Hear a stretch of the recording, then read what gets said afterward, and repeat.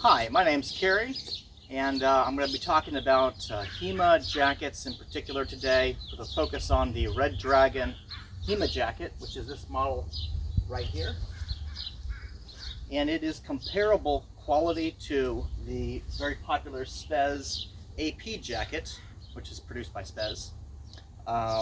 So let's talk a little bit about this jacket in comparison to the popular AP model made by Spez. This is basically the same thing. The only major difference between the Spez and the Red Dragon is that this red strip here does not have a lot of padding by it. And this is one of the reasons why it's a cheaper jacket. I'm currently selling these on feederschwart.com for I think about $160, whereas this one costs around $209 if you purchase it here in the US from the distributors that carry it. So the cost saving is really probably in this strip right here, which is on your back. Now when you are wearing the jacket and you are fencing against other people with a longsword or a saber or whatever it is that you're using, you're almost always facing the opponent, right? At most you might be exposing this much of your side, okay? You are not exposing your back to the enemy, your opponent, because you don't fight like this, right? You don't fight like trying to stab people like that. And there aren't any spinning attacks in historical fencing, okay? So your chances of getting hit in the back are practically non-existent if you are, facing another opponent who is also studying historical fencing and not some, crazy LARP style thing, okay? So you don't really need the padding on the back. You really don't. And to be perfectly honest, if you were to get struck really hard, even wearing a Spez AP jacket on your spine, it's still gonna hurt you, okay? So that's not gonna protect you at all. Attacks to the back, you don't do them in HEMA sporting rules, at least. We're not fighting, trying to kill our opponents. We're trying to practice a martial art safely as possible. So you don't attack the back. So you don't need that strip. And that's really the only part of this that is deficient. Now, in contrast to the Spez, in the construction of the collar, the Red Dragon has what it calls a blade catcher style of collar. This is not a gorget. A gorget is something like this, also sold by Red Dragon. It specifically is worn over your, under your neck to protect against attacks, specifically to the neck, thrust to the neck. It has a very hard plastic piece here designed to prevent any type of thrust from ever hitting your windpipe. And also has a shield here also to protect the upper part of your chest breastplate as well from strikes.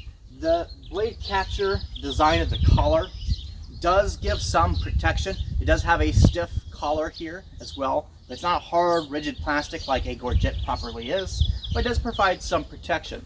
This is in contrast to the Spez, which also has a very strong collar as well, but it doesn't have quite as much material packed in here to sort of help absorb those blows. So that's one difference between the jacket in a functional way. Otherwise, the exact same type of padding, the same amount of padding, the same type of stitching, and it is also 350N rated material, puncture resistant material.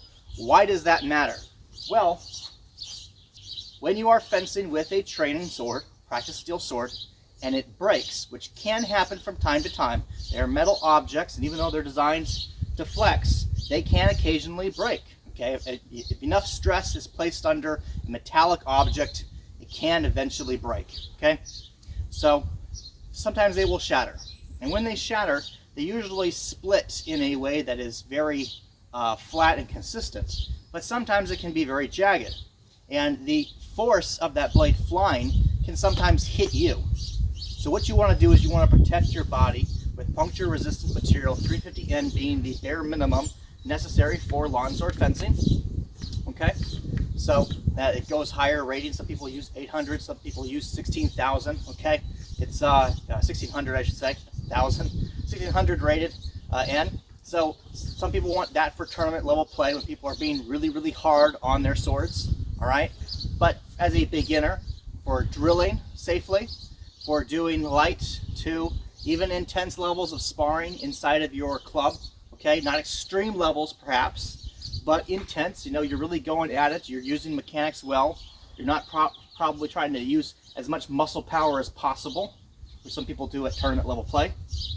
But for, you know, good fencing, 350N, totally suitable and accepted at most tournaments here in the United States. Overseas, I think they're starting to require 800N. But as far as I'm aware, no one's ever actually been penetrated through one of these jackets, whether it's Spez or Red Dragon or whoever. As long as the material is 350N rated, it has been able to protect people from broken blades.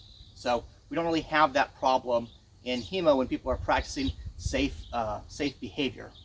It's mostly a matter of fencing mass, really, that comes into discussion for tournament level play. And to give some example of that, I actually have here a mass which is more suited for tournament level play compared to the standard absolute fencing coach mask. But what it does is it has a special metal lining here, and then on the top here as well.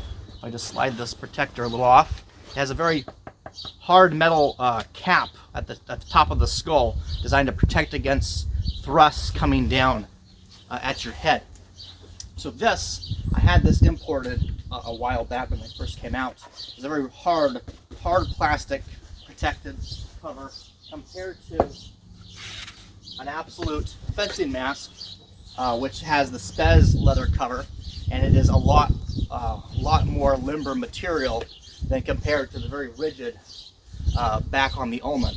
So this is an example of the difference between tournament level equipment and stuff that's suitable for, you know, using in a club, using in your club's, you know, small little tournament and things of that nature. There's nothing really different about this Red Dragon HEMA jacket, the regular model, to the AP, except for the collar here is a little bit more padded and it doesn't have the padding in the back. That's basically it. This is a totally suitable jacket for a beginner, and it's more affordable. Again, I think I'm selling this for a little over $160, okay? And if you were to buy one of these and then buy yourself an Absolute Force mask from me, you could buy that for about the same price as you pay for one Spez AP jacket here in the United States, because there's import fees and so forth like that, different prices than in Europe. But here in the States, you can buy a jacket and a mask from me, good mask, 350N rated mask, coach mask. You can buy those for about the same price as one Spez AP jacket. So it's a better deal for people. Now, some people still want to use the Spez APs, and I can understand why. Spez APs, you know, they look kind of nice.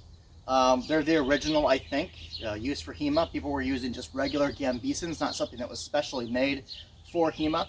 They were not 350N rated. Spez is the first one that came out with a model like this. Okay, and they look kind of nice. You know, they're the original. A lot of people want to support the original manufacturer. That's totally cool. But if you're very budget conscious, let's say that you're a club starting out and you're, you know, having members pull their resources together, everybody needs to get some gear so you can start doing some real freestyle fencing, you know, free play fighting, if you will, sparring, if you like, common term for martial arts, sparring. If you want to do that, you need to have the proper equipment. So how are you going to be able to do that budget consciously? Do you get just one, you know, one jacket, or do you get a jacket and a mask the same price as one jacket? And if you're not going to be, you know, really participating in other types of tiered combat like national tournaments and things, there's other type of jackets that are more appropriate for that environment. There's jackets that have more padding. There's jackets that have more specialized collars.